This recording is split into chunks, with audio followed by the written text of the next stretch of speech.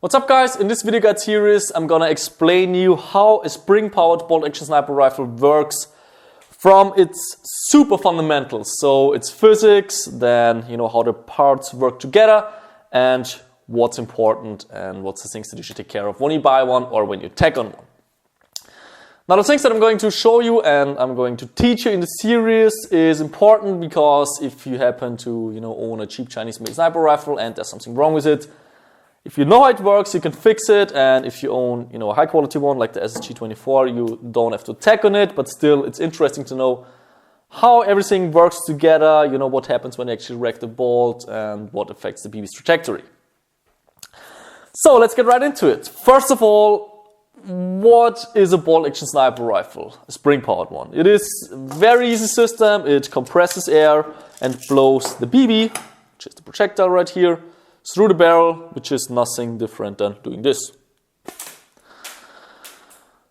The air pressure created to accelerate the BB through the barrel is made with this unit right here. So here we have the receiver, cylinder, and the trigger unit. In this video, I'm going to focus mostly on the cylinder, so that's where the air pressure gets created. And if you like this series, I'm going to continue it and I'm going to talk about, inner barrels, hop-up systems, trigger units, and all that kind of stuff. But for now, let's just focus on the cylinder. To show you what's inside, let's just disassemble it. If you can disassemble the SSG, you can disassemble most sniper rifles. The only difference is mostly materials. Design-wise, they are, as long as you don't use capillars, they are very, very similar. So we unscrew the nozzle. We take out the piston, spring guide falls out by cocking the cylinder all the way back, and then the glide ring also fell out, but we don't need to focus on this part for now. Let's just focus on the internals of the cylinder. Now to take out the cylinder, we have to remove the trigger unit by loosening those two screws here on the bottom. I don't recommend doing this, especially on the SSG24, since those screws are secured with screw glue, and once you open them, the screw glue is gone, and then the screws might fall out by the vibrations of the shot. So unless you have screw glue at home, don't remove the trigger unit from the receiver. Okay, there we go. So here we have the cylinder. That's the base. That's where the air gets compressed. The reason why the slot is in there is so that the spring guide stopper can move up and down, and so that this piston inside can be catched by the pistons here. But more about that later. So what the piston basically does inside the cylinder, it is moving forward and the air cannot go anywhere except out towards the front since we have the seal cap, so the air cannot go backwards. It's moving forward and presses the air out.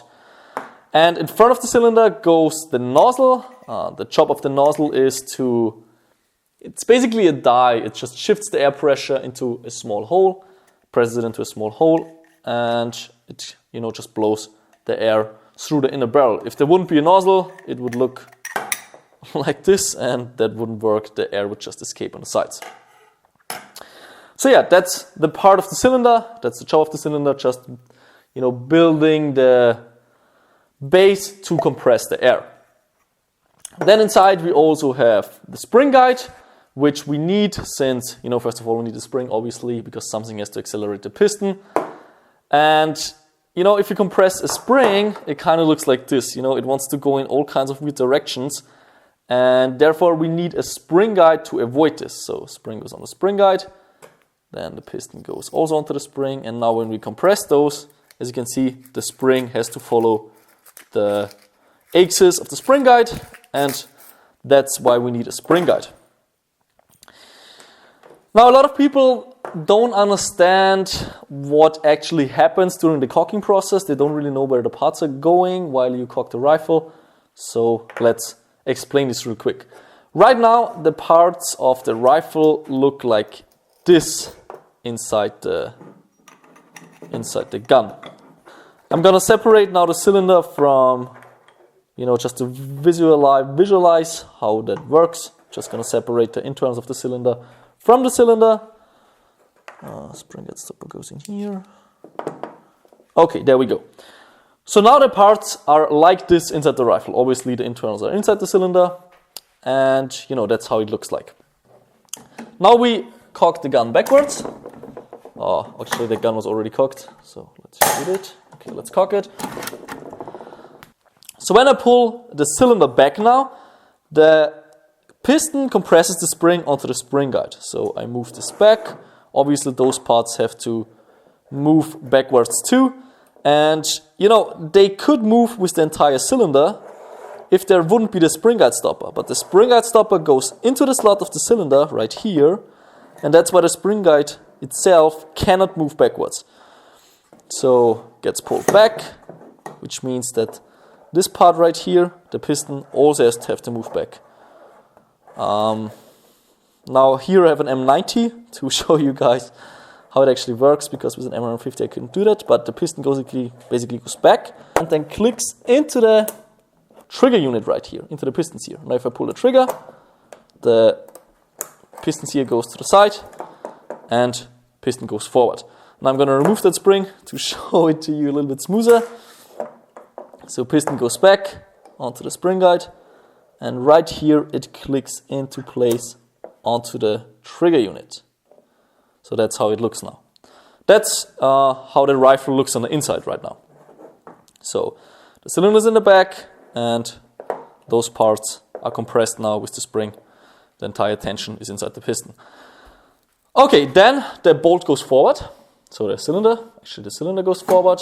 The bolt handle goes down, just locks the system in place, and there happens the same. So cylinder goes forward, but those parts always stay in the same place. Goes forward, bolt handle goes down, and now it looks like this inside the cylinder.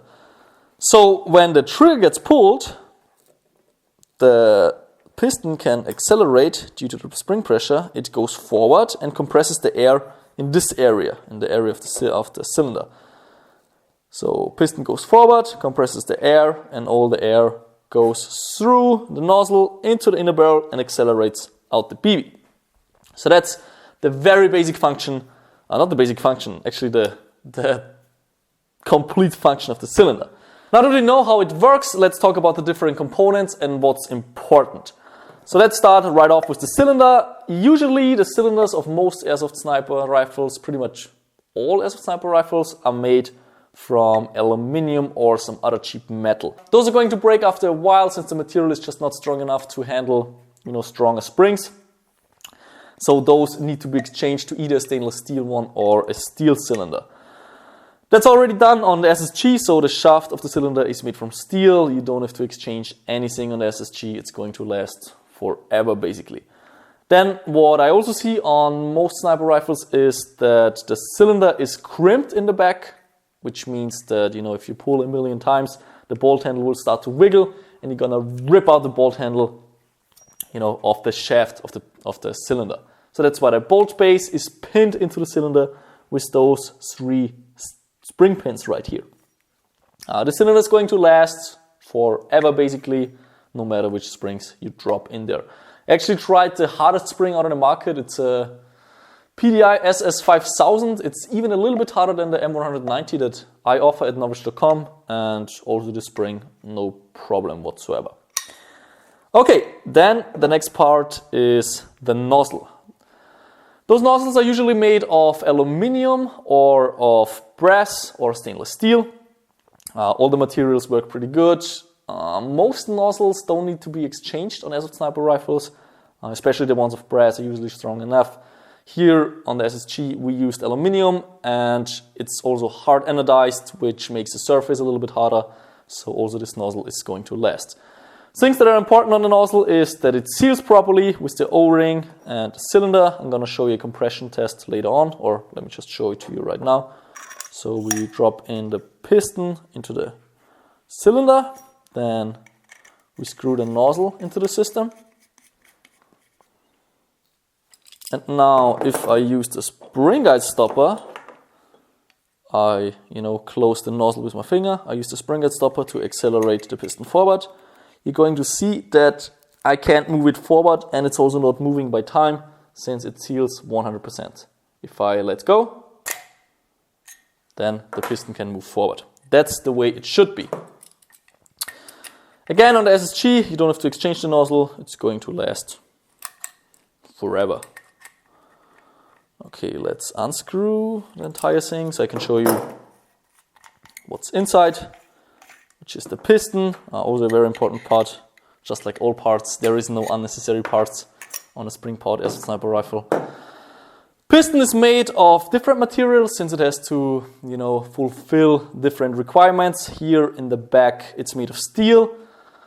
Most pistons are made of either plastic or they're just made from complete aluminum, which is not the best thing. The plastic ones, they just wear on the back where the sear of the trigger engages, like this. There's a lot of force, so it's going to whir, and even though the piston can turn, it's going to whir all around, and at some point the rifle is going to shoot by itself and the piston cannot stay back anymore. The aluminum ones, they're also whirring, not as fast, but what I don't like about the aluminums is that the aluminum is touching the inside of the cylinder, and metal against metal, with this fast acceleration, it's going to whir. There you will have, this metal dust inside your cylinder, which is not the best thing. And then, as I say, the aluminum whirs is just not as strong as steel. So here it's a hybrid, hybrid of different materials. In the back it's steel, so it's not going to whir. Then we have a POM ring here in the middle. It's a glide ring, which makes sure that the steel of the base doesn't touch the steel of the cylinder. Then the shaft itself is made of aluminum, which makes the piston lightweight. That's also important. You don't want to have a piston that's made completely of steel, since it's hard to accelerate. Everything that's heavy is hard to accelerate, and we want to make the FPS as high as possible with the lowest springs, and therefore we need a lightweight piston.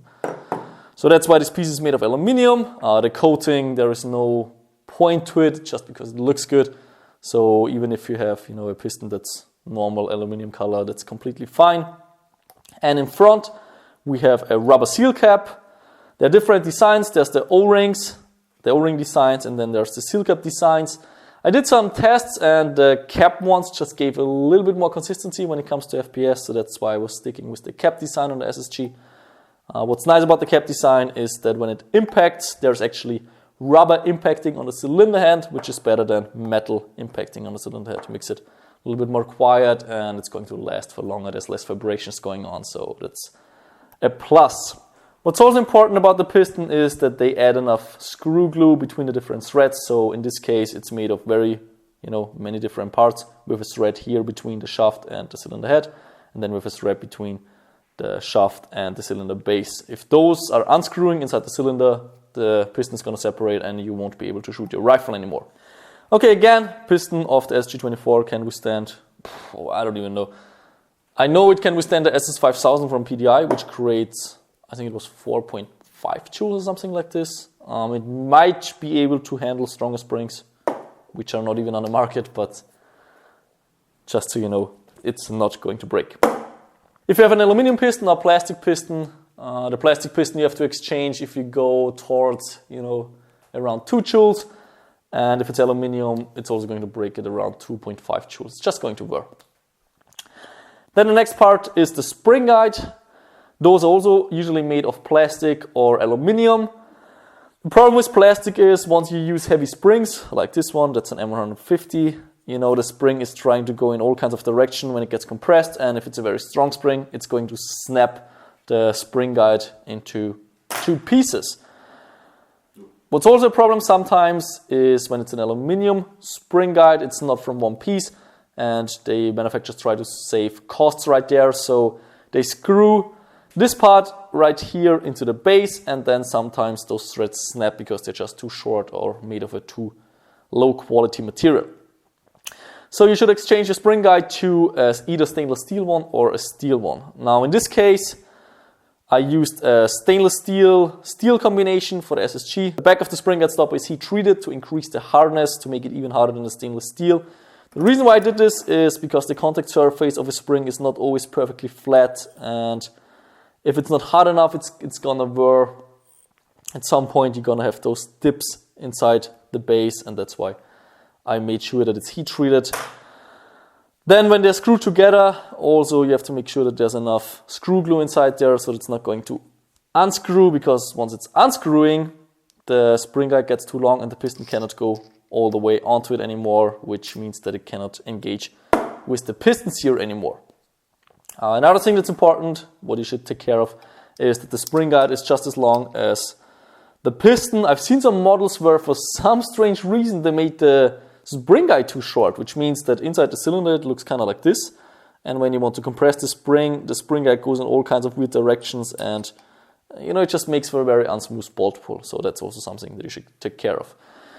What's also very important, what I see some manufacturers missing, is that the base of the piston and the base of the spring guide should fit perfectly into each other, and the base should be long enough. The reason for this is that when everything is assembled and the spring guide is on the trigger box, then the piston goes to the back, and usually manufacturers make the spring guide base until here, so where my finger ends. But then the problem is once the piston clicks into place and then the piston goes forward, then sometimes there is a gap in between those two, which means the piston can go up and down, has a little bit of play, and that's usually those really scratchy bolt pulls that all of us know from the cheap Chinese-made sniper rifles. So here on the SSG I made sure that it's a long base, that those parts are securing each other into place even when the rifle is cocked. So that's another thing that you should take care of. Okay, so much about internals of the cylinder, the base that compresses the air. Hope that's not too dry. I'm trying to, just mention stuff that's important, stuff that I learned through the manufacturing process of the SSG-24 and also from upgrading a ton of rifles throughout the last 8 years. The next guides will be trigger box internals, 90 degree versus 45 degrees, then different inner barrels, what's important when it comes to inner barrels, then hop-up chambers, which are very, very important when it comes to accuracy, probably the most important factor. And then I'm also going to talk about externals, like nylon fiber versus glass fiber reinforced polymer and all that kind of stuff. So yeah, again, let me know in the comments what you want to see next, and then if you guys like it, I'm going to continue this series. Again, let me know in the comments, and I'll see you guys probably on the next guide.